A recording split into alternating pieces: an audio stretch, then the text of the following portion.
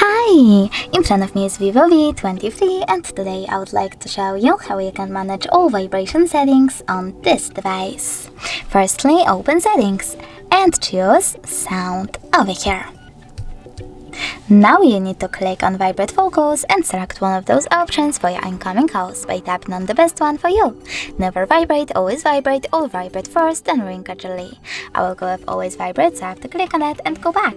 Then click on the switcher next to notification vibration to enable or disable this feature. Scroll down and tap on the switchers next to touch vibrations, charging sounds and vibrations, and vibrates when the other party answers or hands up to enable or disable vibrations for all of those features. Thanks so much for watching. If you enjoyed this video, leave a like, comment and subscribe. Bye!